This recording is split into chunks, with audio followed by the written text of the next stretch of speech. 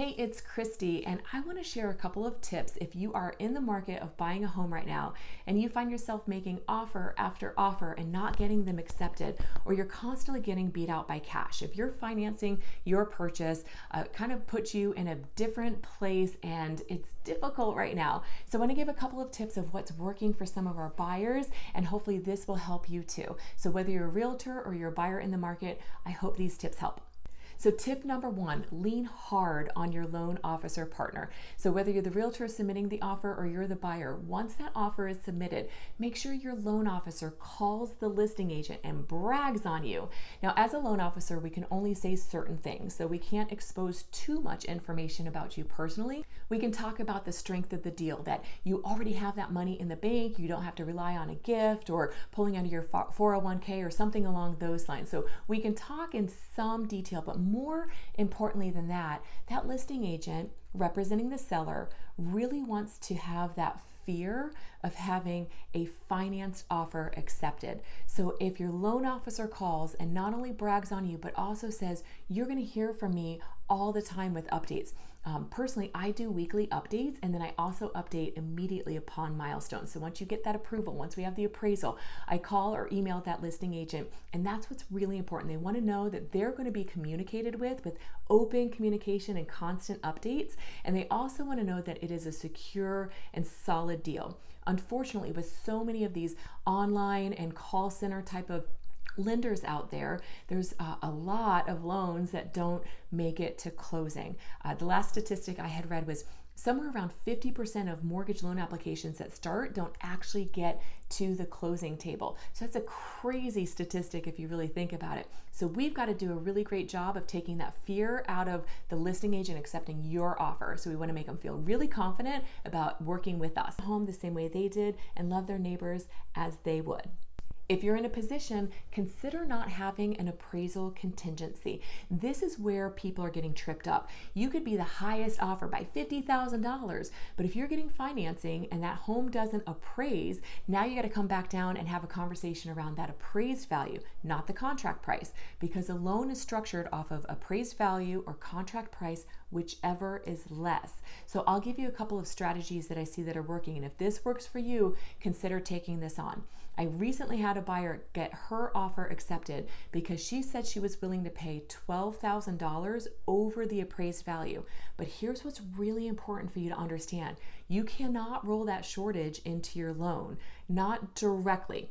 So let's say you have 20% down. You're no longer at an 80% loan to value if you want to roll it into the loan. Maybe now you're at an 85% loan to value, which might add mortgage insurance to the equation. However, that would keep you from having extra money out of your pocket. It would just keep you at that same amount that you wanted, but the percentage has changed because now we're basing it off of the appraised value, which is lower than your contract price. If that's not something that you want to do and you have extra money that you're willing to put into it, then just know that it would be your down payment, your closing costs, if you're the one responsible for your closing costs, plus that, for this example, $12,000 shortage. So here's an example. She wrote her offer for $280,000 and we're thinking it might appraise somewhere around $260,000, $265,000.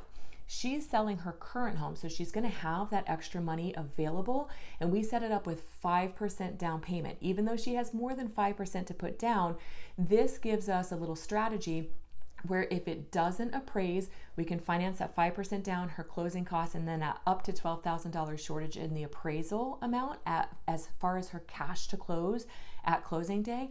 Or if it winds up appraising or getting really close to that contract price, then we're going to just structure it where she's putting 10% down. You're welcome to put down more than what you want to on the contract, but you can't say necessarily that you're putting down 10% and then come in with 5% unless you restructure that loan and let the seller know what you're doing because of that appraisal shortage. And as long as everybody's on the same page and fully disclosed, then it should be smooth sailing moving forward.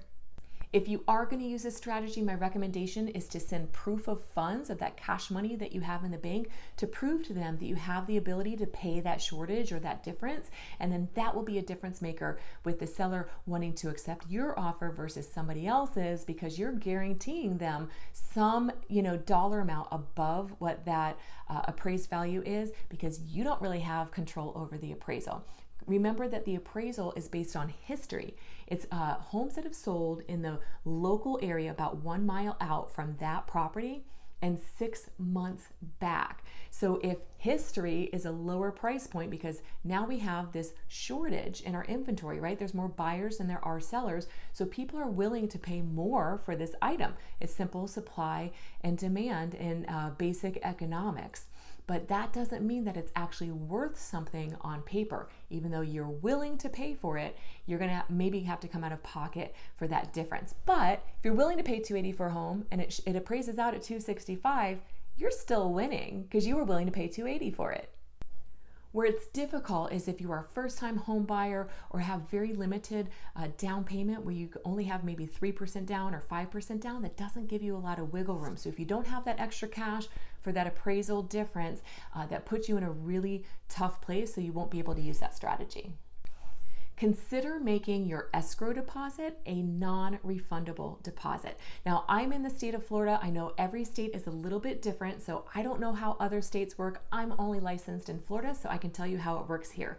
Typically, if the contract falls through because of inspections, maybe it doesn't appraise out if you have that appraisal contingency, or if for some reason you wind up not being able to be approved for your loan and you get a decline letter, you get your escrow monies back as long as it fits inside of those contingency timelines. In other words, the deadlines that are written into the contract by your realtor. As long as it fits inside of that, you should get your escrow monies back. So that's like your good faith monies that you put in advance of closing day, letting that seller know, look, I'm so serious about this offer, I am putting some money on the line. And you only put it forward once you go into contract, at least in the state of Florida.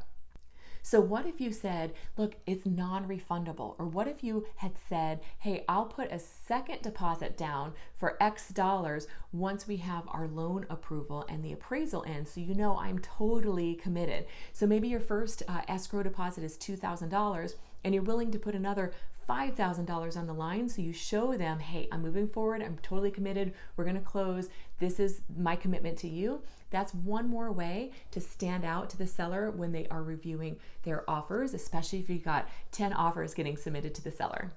I'm seeing some people offer a really short window on the inspection period and also on the appraisal and approval scenario. So a lot of times you have somewhere between 10 and 15 days for inspections, maybe considering lowering that down to 6 or 7 days, as long as you talk to your home inspector and you know that they can get out there in that kind of time frame. That could be a benefit for you. Also, if you're working with a lender that can move super quick and make sure your loan officer blesses this, maybe you can have a very short contingency or window on that approval financing contingency. If that's the case, you might be able to stand out a little bit as well, because they're not having to wait, say, 2 or 3 weeks for that financing contingency window to close. You might be able to tighten that up in like the first 7 or 10 days, and then everybody sleeps well knowing you are fully approved by the underwriter. And this is my very, very best tip, well, behind the appraisal tip, but I love this, and this is happening to a lot of my buyers right now. They're actually offering a lease back to the seller. So think about it this way. Let's say the seller is getting ready to buy their next home, right? And they need to get it under contract with you, but they don't necessarily want to have their whole home packed in a truck, sitting out in the parking lot at the title office or the law office the day of closing, and have to, be out and in the same day. Maybe consider offering to the seller, and it's really important that you as a realtor or your realtor obtain some information, as much information as they can about the seller. What are their needs? If you can help match those needs for the seller, there's a really good chance they'll accept your offer. So let me give an example. Let's say they're building a home and they want to sell their home, but they don't necessarily need to be out for, say, 3 months because their new construction home build isn't going to be ready for 3 months. Allow them to close and rent back from you, or say, great, we'll take our time going through the process and we'll close it in 3 months from right now. Whenever your home is ready, that can be our closing date. So if you have 3, 4, 5 months left on your lease, or if you're living with family, or if you're month to month, this is a really ideal way to show flexibility to the seller so that they are encouraged to accept your offer versus somebody else's, because you have that flexibility. The other thing is if they need to close on the sale of their home, but not have a contingency for their next purchase, you'll want to close quickly with the purchase of the home that you're trying to buy, and then allow them to lease it back. So in other words, they're not moving out of that house right away. And all loan programs will allow this to happen as long as you are able to move in within 60 days of closing. So that's the magic number.